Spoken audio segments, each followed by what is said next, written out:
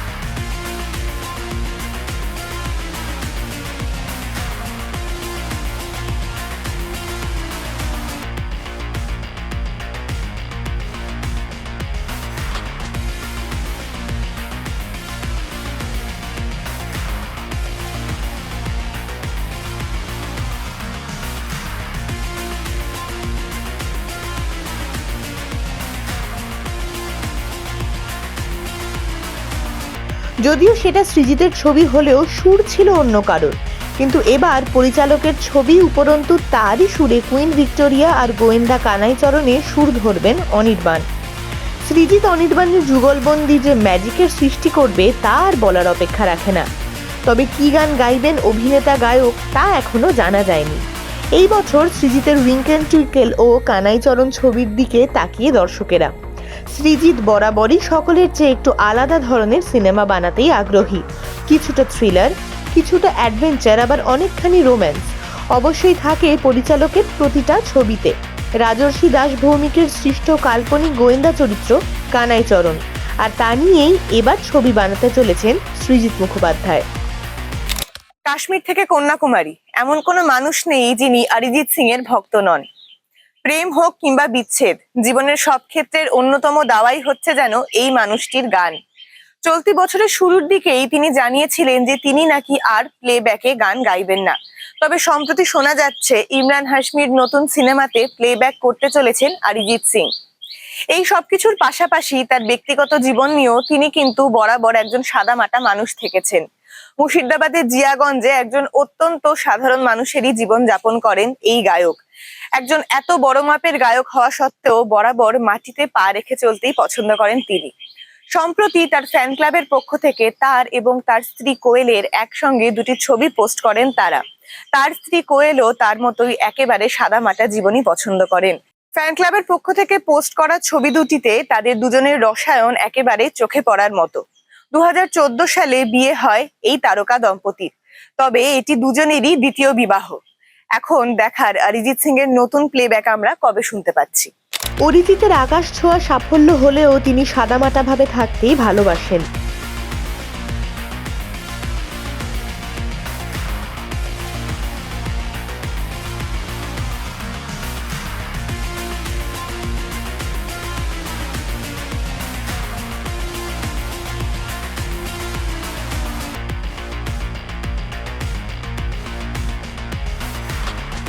নিজের শিকড়কে একদমই ভোলেননি গায়ক। মুর্শিদাবাদের জিয়াগঞ্জে তিনি একেবারে ঘরের ছেলের মতোই থাকেন।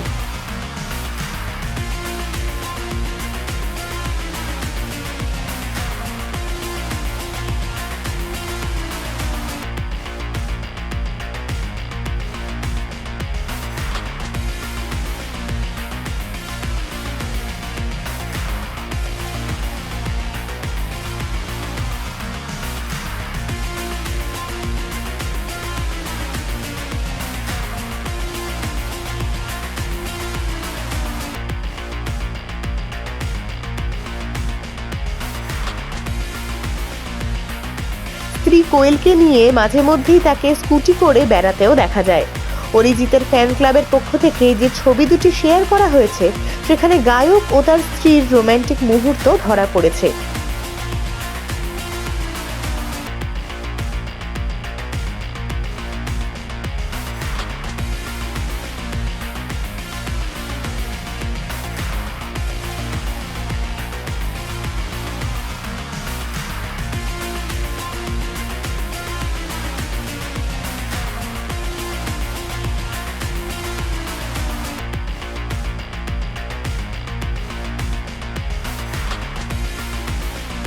প্রথম ছবিটি সেলফি, কোনো পাহাড়ি এলাকায় ঘুরতে গিয়ে সস্ত্রীক অরিজিৎ এবং সেখানেই স্ত্রীকে নিয়ে সেলফি তোলেন।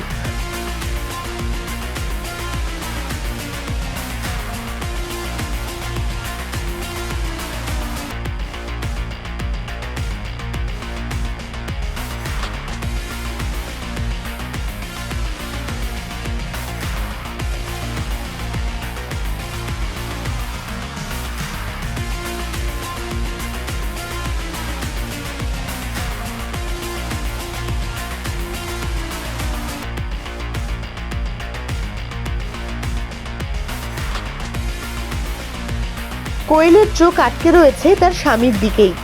আর একটি ছবিতে অরিজিৎ ও কোয়েল একেবারে ঘরোয়া মেজাজে বারান্দায় দাঁড়িয়ে রয়েছেন। কোয়েলের হাতে চায়ের কাপ আর স্ত্রীর পেছনে দাঁড়িয়ে অরিজিৎ।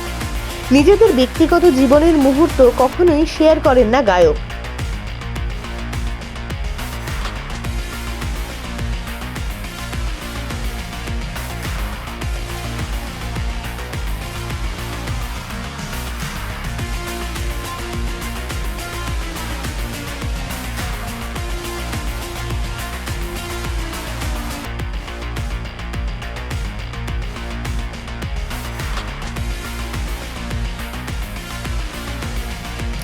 চলার পথে অরিজিৎ আঁকড়ে ধরেছে যে মানুষটিকে, তিনি কোয়েল রায় সিং।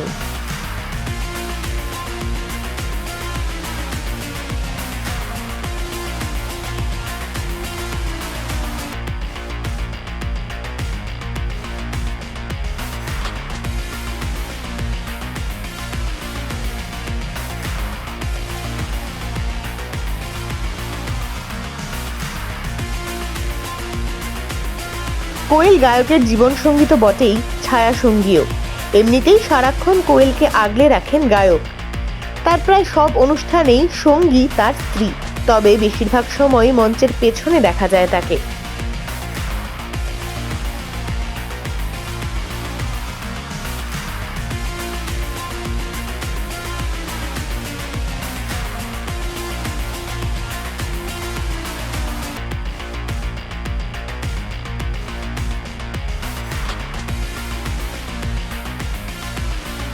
অরিজিতের মতো কোয়েলও খুবই সাধারণভাবেই থাকতে ভালোবাসেন। কোয়েল বরাবরই সমস্ত চর্চা, আলো থেকে দূরেই থাকেন। 2014 সালে অরিজিতের জীবন সঙ্গিনী হয়েছেন তিনি। দাম্পত্য জীবনের এক যুগ কাটিয়ে ফেলেছেন অরিজিৎ কোয়েল, যদিও দুজনেরই এটা ছিল দ্বিতীয় বিবাহ। সম্প্রতি জনপ্রিয় ওটিটি প্ল্যাটফর্মে রিলিজ করে গেছে বিক্রান্ত মাসের নতুন ওয়েব সিরিজ মুসাফির ক্যাফে। একটি নভেল থেকে অনুপ্রাণিত এই সিরিজটি নিয়ে দারুণ আলোচনা চলছে সমাজ মাধ্যমে, এবং বাকি সব আলোচনার মধ্যেই যে নামটি উল্লেখ্যভাবে উঠে এসেছে সেটি হলো অভিনেত্রী মহিমা মাকওয়ানার নাম। তবে তার জার্নিও কিন্তু সহজ ছিল না। সম্প্রতি গত 5ই অগস্ট জন্মদিন গেছে এই অভিনেত্রীর। চলুন আমরা দেখে নিই মহিমার অভিনেত্রী হয়ে ওঠার গল্প। অভিনয় ছিল না শৈশবের স্বপ্ন, বরং পরিবারের বেঁচে থাকার লড়াই। মহিমার জন্মের কয়েক মাস পরই তার বাবা মারা যান। বাবার স্মৃতি বলতে তার নিজের কিছুই নেই। পরিবারের উপার্জনের দায়িত্ব এসে পড়ে মায়ের ওপর। একটি বেসরকারি প্রতিষ্ঠানে কাজ করলেও সেই আয়ে সংসার চালানো কঠিন হয়ে পড়ে। মুম্বাইয়ের একটি ছোট্ট চাউলে মা ও ভাইকে নিয়ে বড় হতে থাকেন মহিমা। মহিমার মা একসময় অভিনেত্রী হওয়ার স্বপ্ন দেখেছিলেন। সেই স্বপ্ন পূরণ না হলেও মেয়ের মধ্যে তিনি সেই সম্ভাবনা খুঁজে পান। 9 বছর বয়সে মহিমাকে অডিশনে নিয়ে যাওয়া শুরু হয়, কিন্তু ছোট্ট মহিমার কাছে অভিনয় আনন্দের বিষয় ছিল না।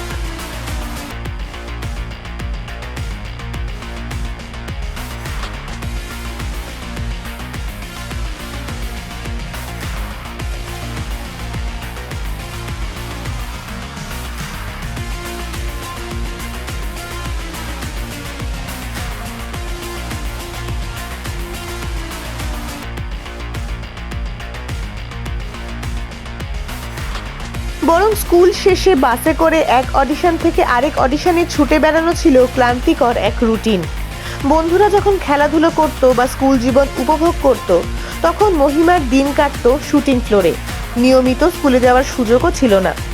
অনেক সময় শুধু পরীক্ষার দিনই স্কুলে উপস্থিত হতে পারতেন। পরে এক সাক্ষাৎকারে মহিমা বলেন, পরিবারের আর্থিক অবস্থা এমন ছিল যে উপার্জনের অন্য কোনো পথই ছিল না। অভিনয় তার কাছে পেশা হওয়ার আগেই দায়িত্ব হয়ে উঠেছিল। শিশু শিল্পী হিসেবে কাজ করার সময় মহিমা নানা ছোট চরিত্রে অভিনয় করেন, কিন্তু একটি ঘটনা তার জীবন বদলে দেয়। একটি জনপ্রিয় ধারাবাহিকের সেটে অভিজ্ঞ অভিনেতাদের সামনে সংলাপ বলতে গিয়ে নার্ভাস হয়ে পড়েন তিনি। দৃশ্যটি ঠিকভাবে করতে না পারায় পরিচালকের কঠোর মন্তব্য তাকে ভীষণভাবেই আঘাত করে। সেই অপমানে তিনি ভেঙে পড়েননি, বরং বাড়ি ফিরে আরো বেশি অনুশীলন করেন। মহিমা পরে বলেছেন, সেই ঘটনা তাকে বুঝিয়েছিল এই পেশায় টিকে থাকতে হলে প্রতিভার পাশাপাশি কঠোর পরিশ্রমেরও বিকল্প নেই।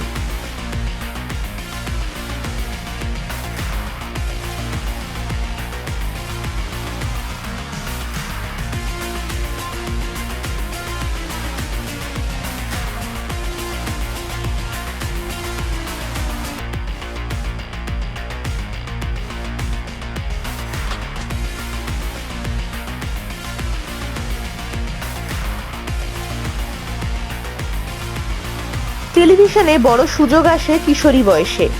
একটি জনপ্রিয় ধারাবাহিকের সাফল্য তার পরিবারের আর্থিক অবস্থাই বদলে দেয়। মাত্র 14 বছর বয়সে তিনি মুম্বাইয়ের মীরা রোড এলাকায় পরিবারের জন্য প্রথম বাড়ি কেনেন। একই সময় কেনেন নিজের প্রথম গাড়িও। যে পরিবার একসময় ভাড়া বাড়িতে থাকতো তাদের জন্য এটি ছিল এক স্বপ্ন পূরণ।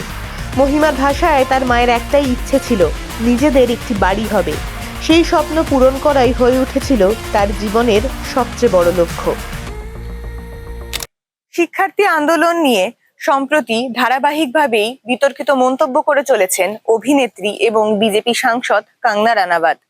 এই সবের মধ্যেই সাম্প্রতিককালে তার একটি ভুয়ো ভিডিও সোশ্যাল মাধ্যমে পোস্ট করা হয়, যেখানে বলা হয় তিনি নাকি প্রধানমন্ত্রীর কাছে আর্জি জানিয়েছেন যে তাকে শিক্ষামন্ত্রী পদে নিযুক্ত করতে। যদিও অভিনেত্রী নিজে এই পোস্ট সম্পর্কে দারুণ প্রতিবাদ জানিয়েছেন এবং তিনি বলেছেন এই ধরনের এআই জেনারেটেড ভিডিও সমাজের পক্ষে অত্যন্ত ক্ষতিকর। এবং এরপরেই তিনি নিজে তার এক সহ অভিনেত্রীকে নিয়েই কিছু মন্তব্য জানিয়েছেন। যদিও কোনো নাম তিনি উল্লেখ করেননি, তবে তার পোশাক, চেহারা এবং নানা বিভিন্ন বিষয় নিয়েও আরো তিনি পোস্ট করেছেন। সেই পোস্টের প্রতিক্রিয়াতেও তিনি জানিয়েছেন যে তাকে নিয়েও নাকি বিভিন্ন ধরনের পোস্ট সমাজ মাধ্যমে ঘুরে বেড়ায় এবং তিনি নিজে কাউকেই অপমান করতে চাননি, কিন্তু তারপরেও তিনি চেহারা এবং পোশাক নিয়ে দারুণভাবেই কটাক্ষ করেন সমাজ মাধ্যমে। যদিও তিনি সরাসরি কোনো নাম উল্লেখ করেননি, তবে তিনি এমন কথাই জানিয়েছেন যে এই অভিনেত্রী নাকি তার বিয়ের পরেই হঠাৎ করে দারুণভাবে বামপন্থী হয়ে উঠেছেন। সমাজ মাধ্যমের বিভিন্ন মানুষেরা হয়তো আন্দাজ করতে পারছেন যে কাকে নিয়ে কথা বলছেন অভিনেত্রী কঙ্গনা রানাওয়াত, তবে কেউই সরাসরি কোনো অভিনেত্রীর নামই মুখে আনছেন না। সম্প্রতি সামাজিক যোগাযোগ মাধ্যমে একটি পোস্ট আবার শেয়ার করেন কঙ্গনা রানাওয়াত। সেখানে লেখা ছিল, নাম নেব না, তবে এক জেহাদি মোটা অভিনেত্রী লাফিয়ে লাফিয়ে নিট আন্দোলন নিয়ে ভিডিও বানাচ্ছিল, কিন্তু ঝাড়খণ্ডের আন্দোলনের সময় তার মুখ বন্ধ ছিল। ওই পোস্টে প্রতিক্রিয়া জানিয়ে কঙ্গনা লেখেন, আমাকে নিয়েও এ ধরনের অনেক ভুয়ো খবর ছড়ানো হচ্ছে, এটিও সম্পূর্ণ মিথ্যে। আমি কাউকে অপমান করতে চাই না, তবে লক্ষ্য করেছি ইদানিং এক অভিনেত্রী এমন পোশাক পরেন এবং এমনভাবে কথা বলেন যেন তিনি একজন পকেটমার। তিনি হাফ প্যান্ট পরেন, উল্টো করে ক্যাপ পরেন। আন্দোলনকারীদের নর্দমা ছাপ আচরণকে সমর্থন করতে গিয়ে পকেটমারের মতো ভাষায় কথা বলেন।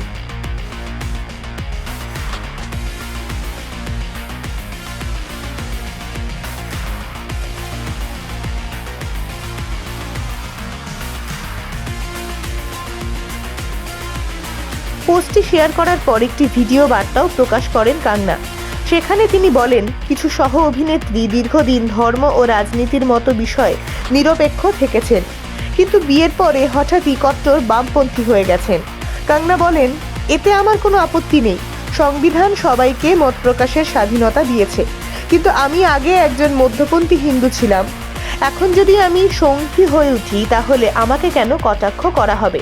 আমি কেন বদলাতে পারবো না?